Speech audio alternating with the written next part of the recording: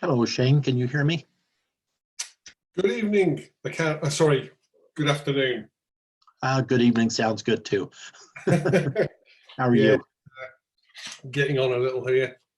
You're our speaker for the upcoming presentation, correct? I am. I'm going to make you co-host so that you can share any slides that you need to do. Thank you very much. And Just a quick test of that. I will let you introduce yourself, if that's okay, once we get started. Sure, no problem. And let me just do a test sure. share, Greg, Yeah. to make sure that's working okay. Sounds great. So I see the ePortfolios. Looks like we're good. Okay, we've now got that full screen, have we? Yes, we do. Super. Okay, and then my plan is to bounce around to this as well. Are you getting the website? Let's see. Well, I'm getting a lot of, let's see, it says get creative, learning center, upload new. That's it. That's it. Okay. Yeah, perfect. Good. Okay, and then I should be able to tab straight back to the slide. Yeah, so I'm seeing your slides. Yep. Okay, excellent. Well, that looks like that's working okay. Don't you love it when technology works? Yeah, it's the number of times. I mean, I present at a lot of different places, and it's surprising still how, even in universities, how difficult it can sometimes be. You turn up with a laptop and there are no leads to connect you to the projector, or the projector is such low resolution that you can't really display anything that's at the web page anymore. So, but this is all working. This is good. It's a good start. Well, we've spent the last month transitioning all of our residential courses to online, and we have seen all of the issues you just described from both the student perspective. Sure. So what's your home institution, Greg? I'm sorry? Where are you from? What's your institution? I work at Colorado State University in Fort Collins, Colorado. Ah. And yourself? So I'm the CEO of PebblePad. So I've met some folks from that are sort of involved with ELCC, and they sort of persuaded me to come to the conference that was going to take place in the beautiful Rocky Mountains, and one or two things came up since then, didn't they? So. Well, this is usually the time of year we are in Breckenridge, Colorado, and yeah, that was the incentive. Yes, well, it's a good incentive. It's a beautiful place. It is. My my push bike, is that what you call it? Bicycle is was made in Fort Collins. Oh yeah. Yeah. Do you know the company? Black Sheep. Black Sheep. Huh. Yeah, it's a small custom bike builder. Huh. I'm rather tall. I'm 6'10", so most push bikes don't work too well for me. So yeah, there's a chap made one for me in Fort Collins. Nice. I just took my bike in yesterday to have its spring tune-up because we are getting roughly over a foot of snow today here in Fort Collins, and it's still snowing. Oh, really? Oh, yeah. Goodness. Huh. It's snowed on Easter Sunday, then we had a couple days of sunshine, and now it's back to big wet snow today. And is that normal for this time of year? We usually, yeah, so usually March and April are our wet months, they call them, and we usually get at least one pretty heavy wet snow during that time period. Yeah. So yes, it's pretty typical. I was in Denver, let me think, maybe 2015 for an IMS conference.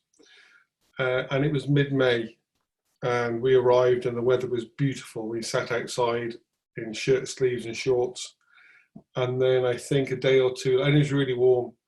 And a day or two later, the temperature dropped by something like, and I'm thinking about Celsius, so by about 15 degrees Celsius. And there was heavy snow, which came right down to the city, and it stopped people moving around. It didn't come into the city, but it was right to the fringe of the city, and that was in mid-May. Well, I've lived here a little over 30 years, and it has snowed in every month. Oh, really? Yeah. Wow. I mean, the summer snow is like, you know, it's more like slush, and it doesn't last at all. But I've actually seen snow in July. That's incredible. Yeah. And where are you located? So I'm in Shropshire, which is a pretty rural county in the UK. My nearest town, which is maybe 5 or 6 miles away, is called Shrewsbury. It's an old medieval town, so it's pretty nice around here. Well, my wife and I came to England for a couple days last year, but then we did a 8-day biking tour of Ireland. Oh, that's a big island to get around in 8 days. Well, we did just the west coast, like we did south of Galway for like 3 days, and then north of Galway for 4 days, I think it was. Yeah. And was the weather kind to you? Well, we prepared for the worst. We got rained on for less than 30 minutes the entire trip. Wow. You were very lucky. That's what one of our guides said. Yeah, beautiful part of the world, though. Oh, gosh. Yeah, in fact, one day it was, gosh, in the 70s, crystal blue sky, and our guide took out a fifth of Irish whiskey, and we all toasted the weather in Ireland. Yeah. Then we had to be really careful riding our bikes the rest of the way. So we got a couple more minutes before we get started. In terms of questions, do you prefer to wait to the end to answer questions, or as we go, or whatever you would like? I'm quite happy for people to be posting questions as we go, and I'll try and keep the chat window open and try and keep an eye on them. Okay. I'm also happy, Greg, if a question pops up that you think needs answering at that time, for you to jump in and stop me and ask the question. Yeah, I'll be monitoring the chat session. So yeah, if I see something pop up, I'll let you know.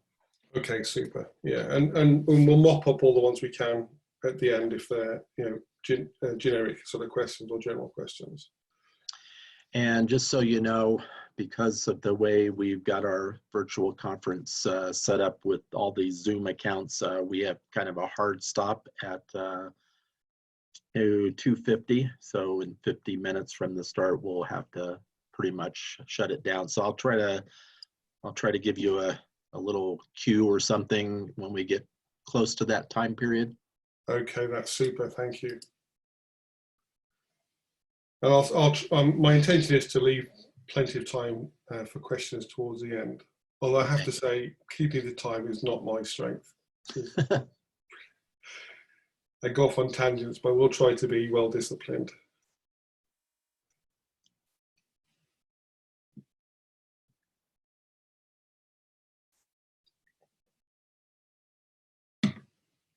So you're, what are you, like 10, 11 o'clock at night there?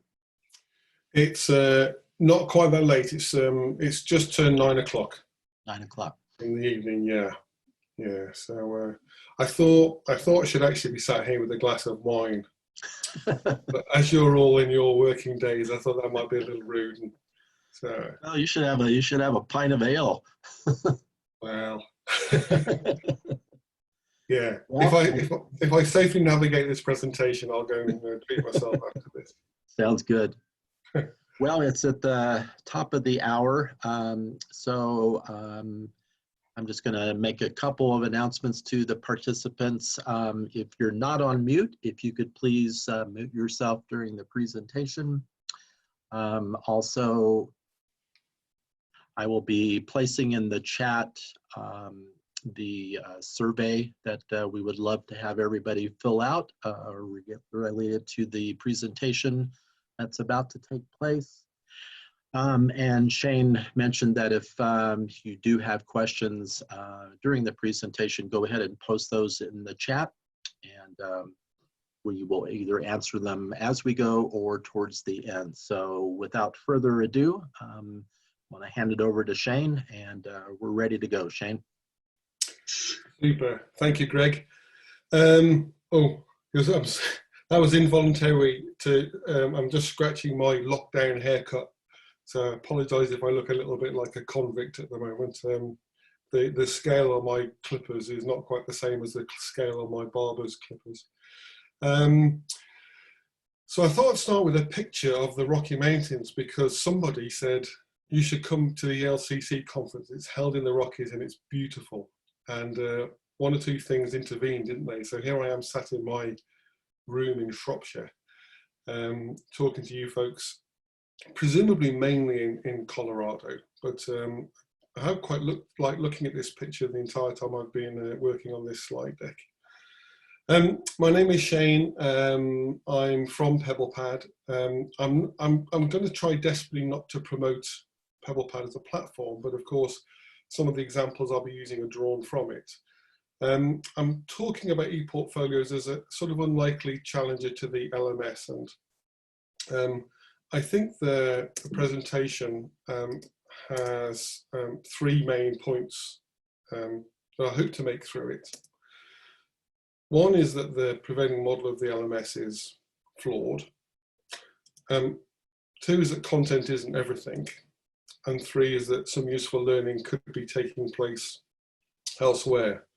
And in fact, I think significant useful learning could be happening elsewhere. I should say it here because I thought, given I started with a picture of the Rocky Mountains, taken from a place called Idabel Mine, I should include some pictures of sort of where I live. This is Hormond Abbey, which is about half a mile in that direction, if you can see which direction my arm is pointing.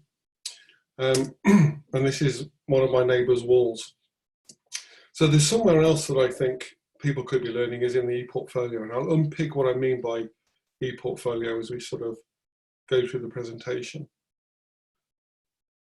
I should also pause a moment and say, I had hoped to be joining you in the Rocky Mountains. And when it wasn't in the Rocky Mountains, I'd hoped to be joining you in Denver. I want to use that as a kind of cue to say thank you all for joining me for this virtual presentation. I really do appreciate your time. So there's somewhere that I think learning could be taking other than the LMS is the ePortfolio.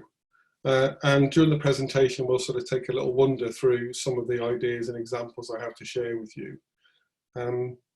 If at any point you think I'm talking nonsense, please say so in the chat. Maybe with a bit of an argument wrapped around that so I know where I sit. And if you have any questions, pop them in the chat and we'll pick up ones which look like they're picking up at the time, and otherwise we will pick them up at the end. So I think somewhere in the audience is an old friend of mine who is now resident in Denver, but a year or so ago was working in Australia at a large university. And she said, Shane, can you come and talk for us about where the ePortfolio sits within the VLE? And for them, the VLE is the virtual learning environment, which was a digital ecology of all the various tools they were using. At that particular university, Blackboard, Turnitin, Teams, Echo 360. I sometimes trip up because I spend a bit of time in America and in Australia, although I'm based in the UK. In the UK, the virtual learning environment for us is the same as the LMS is for you. So the VLE, the virtual learning environment, but in the Australian context, it was this sort of much broader range of tools used to support the learning process. In the UK, we used to call that the MLE, the Managed Learning Environment, but that's a bit out of date. And so bringing things up to date a bit more, I think it sounds to me a bit more like the NGDLE, the Next Generation Digital Learning Environment. So I'm not just talking about the LMS, I'm talking about, in a way, where does the ePortfolio fit in this broader range of tools that students will encounter through their learning. A big project took place about 5 years ago, an e-learning initiative run by Educause around the next generation digital learning environment.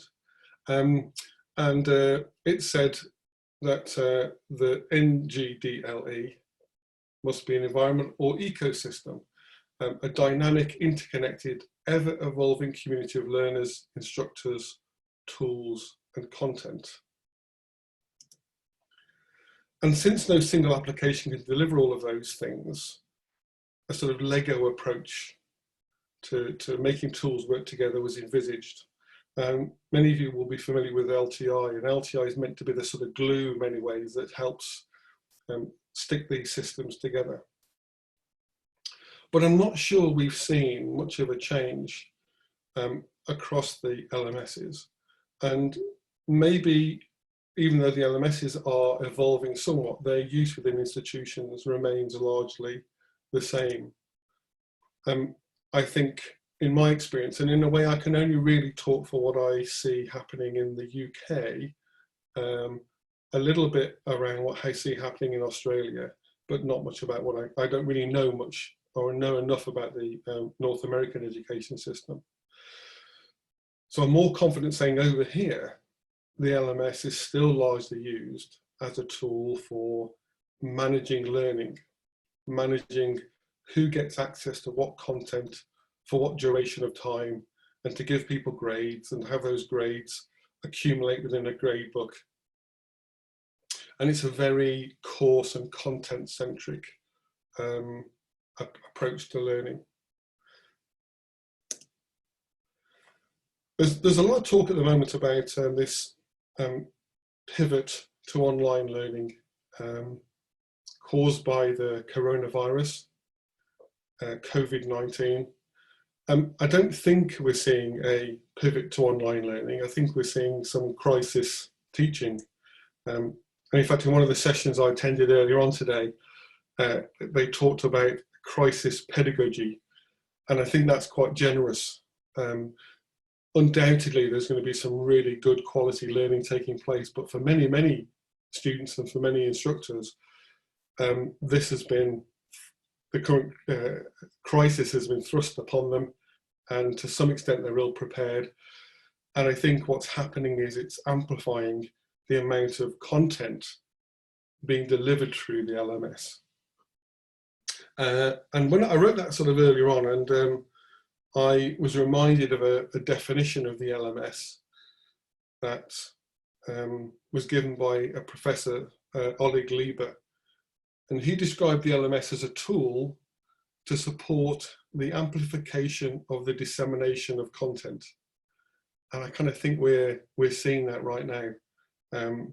More and more stuff being shoveled out through the LMS. Now, we're in a crisis, and to some extent that can be forgiven. But what next? And in the context of the NGDLE paper, they were asking what comes next. That must be this learner-centered. The parentheses are mine, the learner and learning-centered model.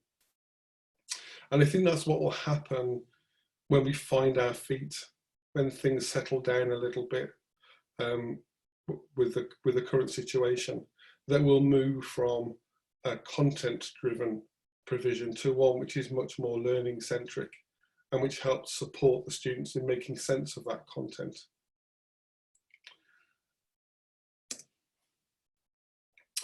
Now, please don't take too much notice of this quote. It's sort of made up. Although when I say it's made up, it's what I think I observe. I have the genuine pleasure of working with universities around the world. And there seems to be this crisis of confidence in content. Content, knowing stuff and regurgitating stuff is no longer enough. I think there's a lag between the appreciation of that idea and the application of it in practice. And of course, I'm generalizing. There's some fabulous practice out, but my sort of vision or my view is fairly broad. But what I think is really important, and whether that's driven by agendas around employability or graduateness or future readiness, which is a term that I quite like because it means, for me at least, preparing students to make their very best, or take the very best advantage of their best selves in the future, whatever that future looks like. But that future readiness means not just knowing about stuff, but knowing how to apply stuff in multiple contexts, learning to work independently, being self-regulated, working with others, discerning the value of different kinds of content. And I think that kind of learning will make platforms like PebblePad more and more important. And when I say platforms like PebblePad, I don't just mean PebblePad, I mean tools which help support, to some extent, I think, curiosity, making sense of learning, but also planning for learning. And I wasn't sure whether to leave the word PebblePad in there or to put ePortfolio in there, because there are some issues around the term ePortfolio, and I wanted to kind of make clear, I suppose, that when I use ePortfolio, I'm not talking about an ePortfolio presentation, such as this, the kind of story that a learner might tell about themselves and their learning and experience and aspirations. I'm talking about a platform. And in fact, we don't even call our platform an ePortfolio platform anymore. We call it a learning journey platform. It has ePortfolio functionality around collecting and curating and sharing and showcasing stuff. But I think the things which are really important and the things that make me most excited, as an ex-educator, I used to be a principal lecturer at the University of Wolverhampton. I was involved in the education of new lecturing colleagues, promoting technology enhanced learning. For me, the things that excite me most are the ways in which the platform is used for helping students plan and prepare for learning experiences, and then record and reflect on that, making sense of it. And I suppose in a way, a bit of an embarrassing story. I've been suffering with a bad knee for some time now, and I managed to get an appointment with a specialist, and I turned up to see the specialist, having had months of pain with my knee, and the specialist said, so what exactly is the matter? Well, I've got a bad knee, it's a bit sort of weak, and I get a bit of pain, it's causing me some difficulty sleeping. What kind of pain? And I wasn't quite sure how to explain what the pain felt like, and when does it hurt the most? And what brings it on, and what makes it settle down a bit? And these are really obvious questions that I hadn't planned for at all. So this precious amount of time I had with the consultant, I hadn't planned for that experience. And then blow me, I went straight back to work after the meeting and didn't stop to make sense of the things he'd said and how they applied to me. And those kind of experiences happen to students all the time. Whether it's planning and preparing or not planning and preparing for an essay, or a group project, or a study abroad, or an internship. All of these things, all of those experiences where really rich, valuable learning can take place are diminished if time isn't built in to really think about them in advance. Think about what you want to get out of them. Think about the skills you bring to them and the skills you want to develop through them. And then afterwards, making sense of the experience, making connections. So those things there, for me, are really important. And I think in an ideal learning environment, what would happen is we'd all have lots of one-to-one time or one-to-small group time, and we talk about these things. But that's not difficult. That's not easy with the growth of higher education. And so what we can do is contract out, if you like, some of those questioning processes to forms. And so, although I'm talking about PebblePad, I think there are, you could be using, for the examples I'm about to show you, we could be using Google Docs, we could be using OneNote, we could be using Evernote templates. There are lots of different ways to do this. So in the examples I show in a moment, think about the tools you have yourselves that might make some of these processes possible. I might just have a quick look to see if I'm missing any questions at all in the chat. There's no questions yet. Nothing. Okay, super. In that case, I'll carry on regardless. So I think in thinking about how the ePortfolio platform, or the kind of tools and functions that ePortfolio-like platforms have, can support learning beyond the LMS, I have three sort of areas of interest to consider. There's this collection of things that I call sort of things that leave a trace. There are distributed goodies. I will, I think, help make sense of these a little bit later. And there are complementary tools. So I'm going to start showing some examples of these and how the people we work with approach these problems. So, things that leave a trace. I'm talking about things like clickers. Is clickers a word that's familiar with you? Classroom response systems. Discipline-specific tools, often used in sports performance, measuring performance and giving you feedback and results over a period of time, laboratory equipment, all those kind of things that various disciplines have. Quizzes, when you take a quiz, there's a trace of that, there's a score. The better the quiz engine, the more feedback you get on why an answer might be wrong, why an answer that you chose might actually be right, because you may have chosen it just randomly. There are tools that show you progress through a course, and particularly in professional education or corporate education, and particularly in regulated courses, and activities I've undertaken. And I'm going to look at just two of these, and one is clickers, your classroom response systems, and the second is activities I've undertaken. So I have to hop from here over here. So we should be seeing, this is my PebblePad account, and in terms of the clickers, I'm going to just jump to an assessment space and show you the kind of forms that I think are useful. The problem with clickers is typically they're used to, and I'm generalizing, and hopefully the words like typically will help get me out of a hole if I upset anybody.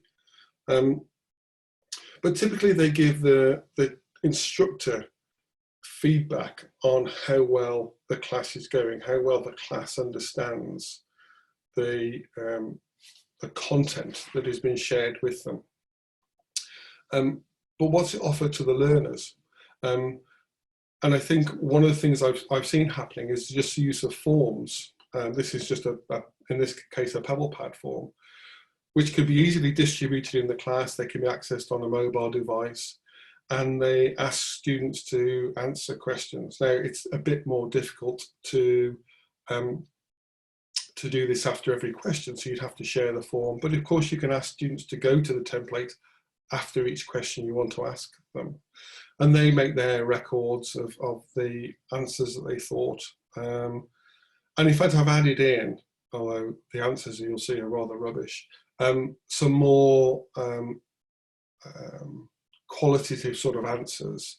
And these could be completed after the event. But you can have as many of these questions as you want that just ask the students to respond to how well they understood a thing. And these aren't particularly complex questions. And if your form has some kind of reporting mechanism behind it, as many do, including Google Forms, well, you could keep on running this report after every question. You could show these results to the class, and you can click on the various quadrants and see which, if you needed to, which students were understanding or not understanding. And of course, there are some issues around that, so you can anonymize the recipients, the respondents. But the important thing for me here is that having filled in this template, it belongs to the student. It's not a survey conducted just for the instructor. It's a survey which provides information for the instructor and helps them perhaps modify their route through the lesson. But it also provides for the student a record of what they thought through the class, and then subsequently, depending on how it's designed, additional questions can be asked which go into more depth about the content itself. So there's an example of how you might use a form. We call them templates in PebblePad, to help students engage within a class and to get data on how well they're responding. The other example I wanted to show you here was, and this is where we really hope the internet holds up for us, isn't it?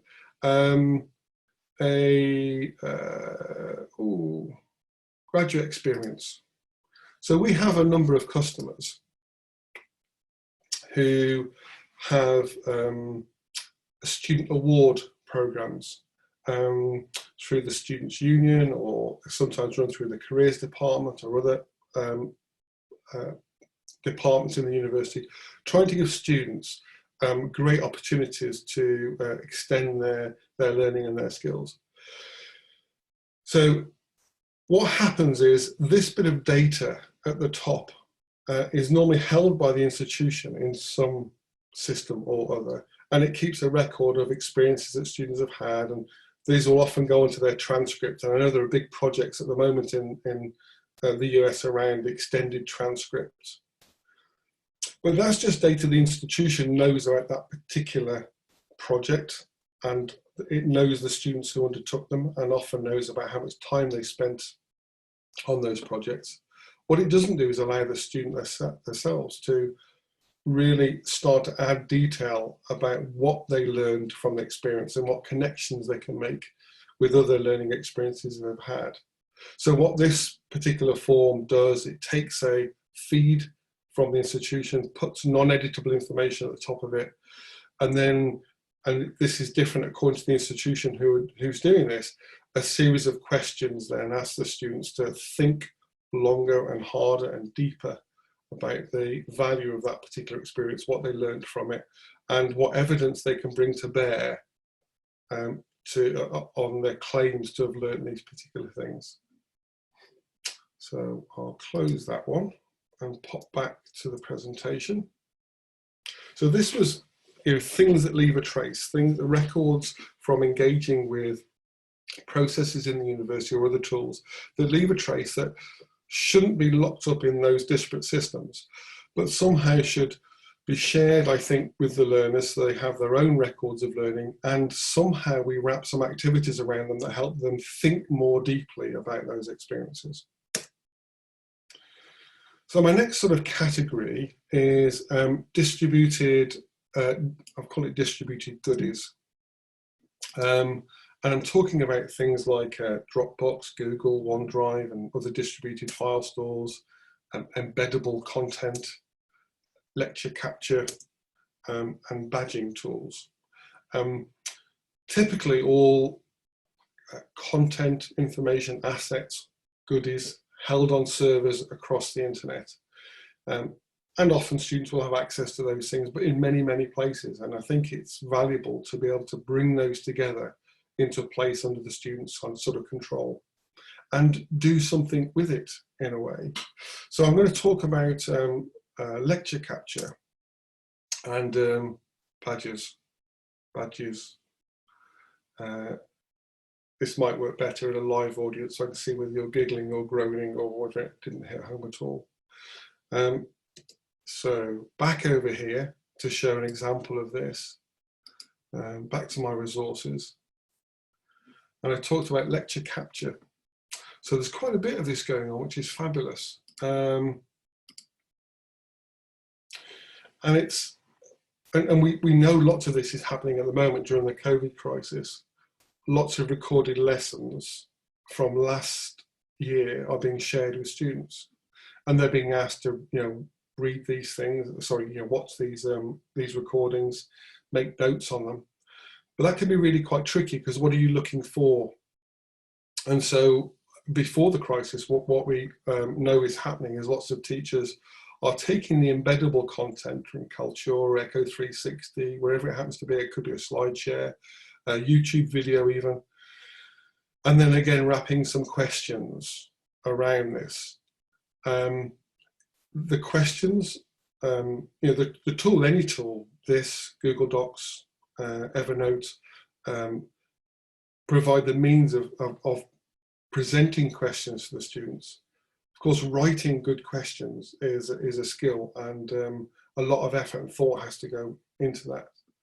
But again, the idea of this is the student has access to the content, is able to think about and interrogate the content for meaning, and is left with a record of that, which is wonderful for the purposes of revision and review and making links across multiple kind of lessons. So doing one of these across every recorded lecture gives you, in essence, a series of lecture notes from across the course or across the program. And also talked about badges or badgers. And one of the problems with badges is wonderful uses of badges. I can't say badges properly now without saying badgers. I've opened a rabbit hole for myself. There's sort of badge proliferation, which causes badges sometimes to lose their value. So sometimes people get badges for turning up for 3 consecutive whatevers they may be.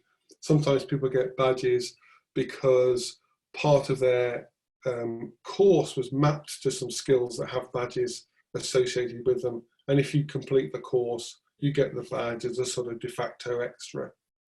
One of the things that we know some of our customers are doing is actually making students work hard for their badges. So again, it's just a form. You'll see, it's like eat, rinse, repeat. But where the students have to say why they think they're worthy of a badge.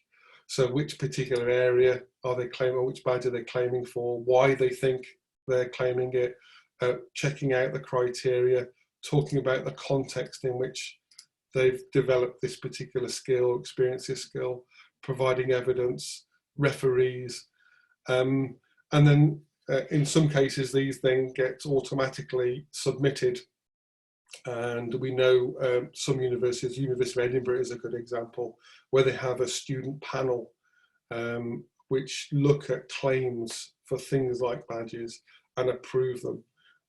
And the students got a record of why they got that badge, as well as the metadata attached to the badge. So there's another example, I think, of, this is not a tool that leaves a trace, as in my previous examples. Oh, let's exit without saving. But this is an example of these distributed goodies, things that appear, and I've talked about, we showed the lecture capture, but it could be any kind of embedded content, and badges which typically live in badge stores, but can be claimed, and making students work hard and think about the evidence they can bring to bear for the badge claim. Okay. And finally, I think we've got the idea of complementary tools. Originality checking, learning analytics, which I thought Shay's keynote was fascinating and quite scary in many aspects. And of course, Teams is super popular right now, and so is Zoom. As a platform, we have integration with Turnitin, but I think there's a real problem with originality checking. It's almost like we got it wrong. We got the learning design process wrong. And so what we're going to do is send off your work to this third-party system to tell us how much of it is yours and how much may have come from somewhere else. And I think the reason that many students either turn to essay mills or plagiarize work in some other way is because they get confused. They don't understand what the requirements of the assessment piece are. They wait till the 11th hour, and at the 11th hour, they're still faced with a blank sheet of paper, and they don't quite know where to go with that.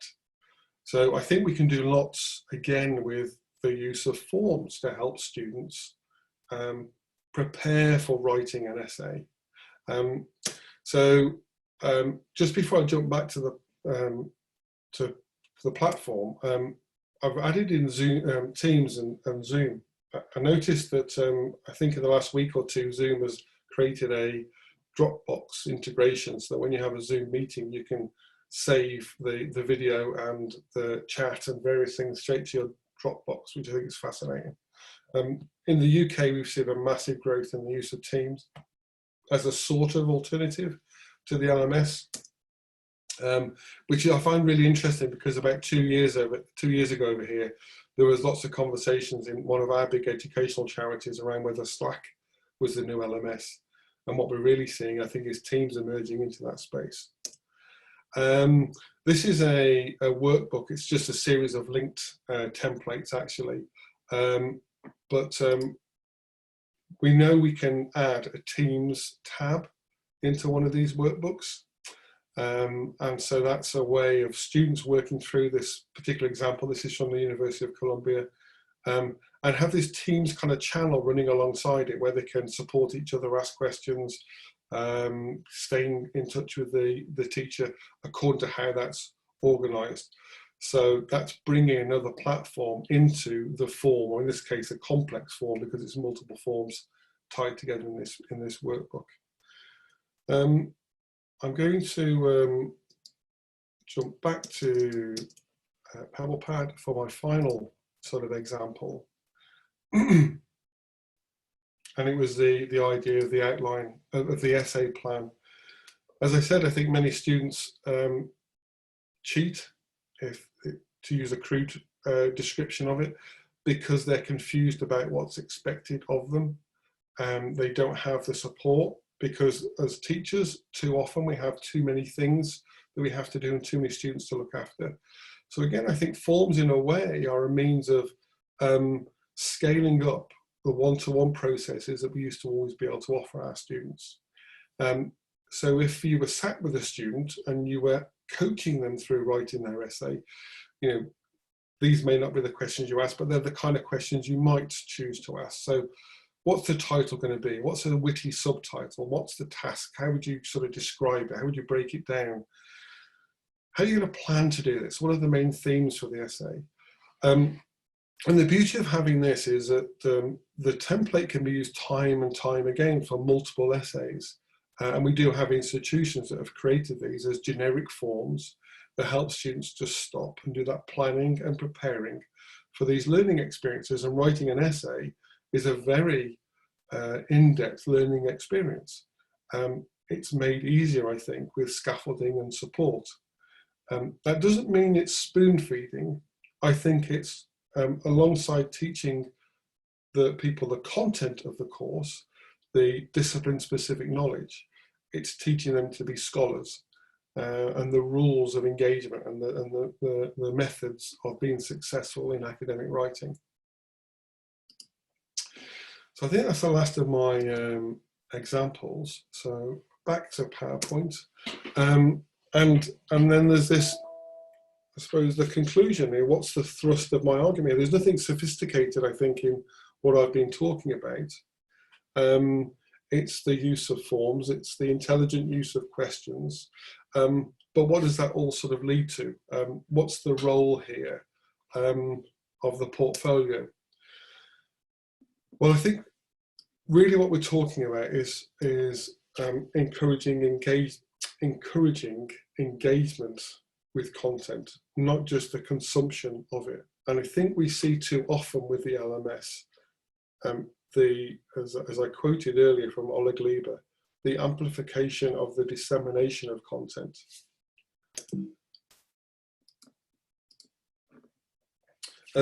I think meaningful engagement is difficult and it needs scaffolding. Students need support. Just giving them stuff to do is difficult, and reflection is a really good example of that. We ask students to reflect, and it's a very complex process that needs development and rehearsal and practice over time. If the artifacts of learning are valuable, then keep them within the reach of the learner. And I know this is not always the case now, but it's still too often the case that learning that students do in the LMS becomes, what's the word? It's out of their reach at the end of the semester or the end of the academic year, or when they graduate, because they lose access to the course on the LMS as the next group of students come in, or as I say, as they graduate. And I think that's a real shame, that's a real loss for the learners. If this stuff is important, they should keep hold of it. And by keeping hold of it, they can return to it, they can recycle it, they can review it, they can use it to revise from, they can aggregate things, they can share them with others, they can invite comments, feedback. And having access to these learning records building up over time, these assets of learning, it allows them to make connections across contexts and across time. Now, I don't think that's a thing that happens always serendipitously. I think that's also most often the result of good learning design or good assessment design. So if we think about the learning lecture capture examples, where they're embedded within a template, you can understand how it might be possible to have that happening after every class and to be asking questions after every class. And then to have an assignment at the end that requires the students to look back across those and identify 2 or 3 aha moments, or to write a summary piece that draws together the learning from across those various weekly sessions. So I've not got a lot more to say than that, really. I think we don't make the best use of the LMS, but I think the LMS doesn't lend itself always to be used in pedagogically sound ways. I was reminded of Maslow's hammer.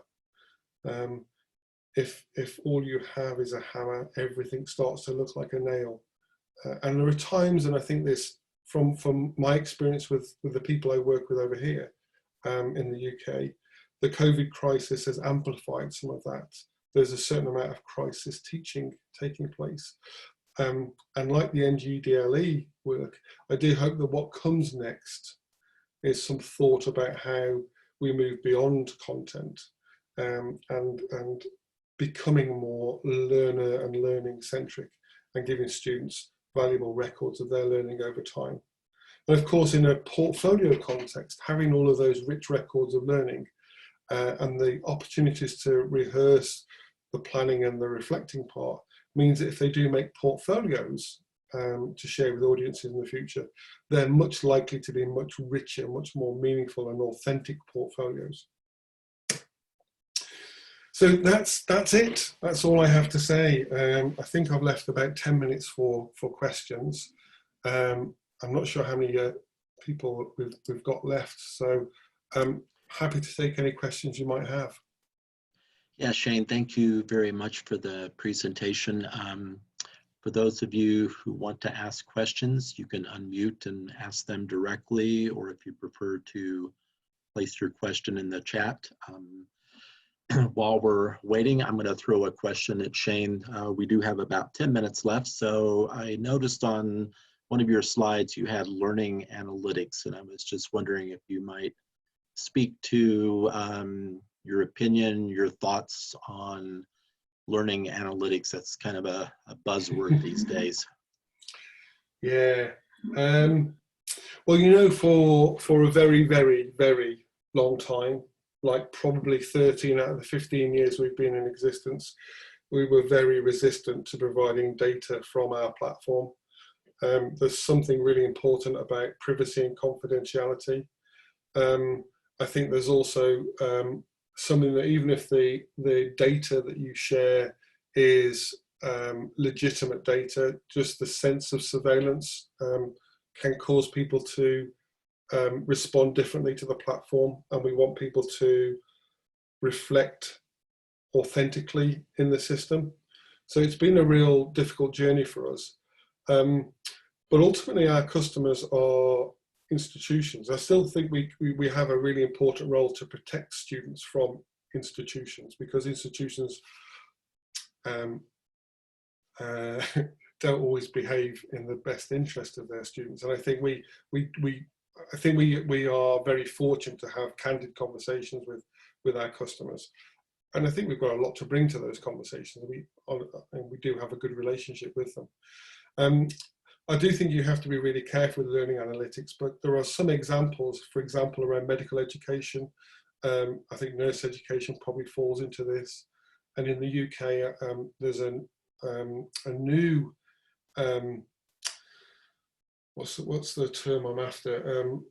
There's a new opportunity for students to study called degree apprenticeships, where students are employed and they do their degree over 5 years, doing 1 day a week release from their employer. And there's a legal requirement for the employer and the institution to have data about how students are progressing. So we provide data on activities and you know, when people are logging into the platform, the number of things they might have. We don't give people, institutions at least, any data on the content of the things that people are doing. In terms of if you're a classroom teacher, an instructor, and your students have submitted work for you to assess, I think you'd use the term grading, and you can open up every piece of work from every student who's handed their work in, and in effect write down all the answers and tally them up. Well, we just make that easier for you by giving you reports. I'm not sure how well this is answering your question, Greg, but I think there are some real issues around learning analytics. I think as vendors, I really don't like the term vendor, because I always want to say evil vendor in front, or evil in front of vendor. But I think as educationalists who've become vendors, we have something to offer the conversation, and we shouldn't just give data up freely. I think it has to be fought for with really strong arguments behind why that data is important to the institution, how it benefits the learner, and how it doesn't adversely impact their use of the platform. Thank you, Shane. There is a question in the chat from Shannon. Shannon says, I assume there's a cost to use PebblePad. What is the cost to an institution? Oh, Shannon, it's like there are lots of ways of doing this for free. I think that's the most important thing. I think our platform, we're very cautious about selling it. We normally only sell at scale. We've been doing this for a long time, and I think it's rather easy for one or two instructors to get excited about doing this and find they don't get support for themselves or for their students within the institution. I think this is too big a platform to be used for individual courses. It really works across programs. And that's why we call it the learning journey platform. You know, in our best implementations, it's used for onboarding, for first year experience, for study abroad, for graduate attributes, for group projects, for dissertations. And so over time, students are building up and becoming really adept at the planning and the reflecting. So I don't really want to talk about cost, but I think it's not something, you know, a platform like ours is not something you enter into lightly. And I think there's some really good free alternatives that will allow you to play with some of these things that I've been showing here. That's why they don't normally let me out and do sales, by the way. I'm just the owner. Thanks, Shane. We have about 5 minutes left. Are there any other questions from the participants?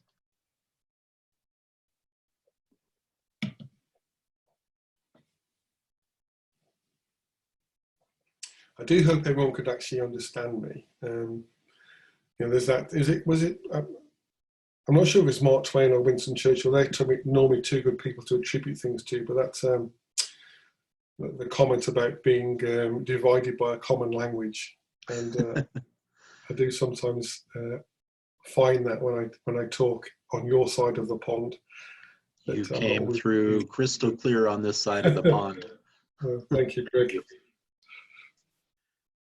So without any other questions, Shane, I think we're going to exit the meeting. We really appreciate your participation in our conference. A little different than we had originally planned, but seems to be working fine. So thank you for joining us virtually.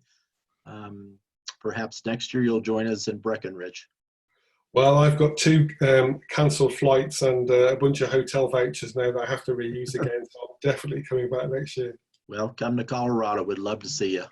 Fantastic. Thank you. Thanks for everyone who came, joined the session, stayed with us. I hope there was some value in that for you. And for the participants, I put the link into our presentation survey. So if you could fill that out, we would really appreciate it. And with that, I'm going to go ahead and close it down and enjoy the rest of the conference, everybody. Thank you, Greg. Thank you.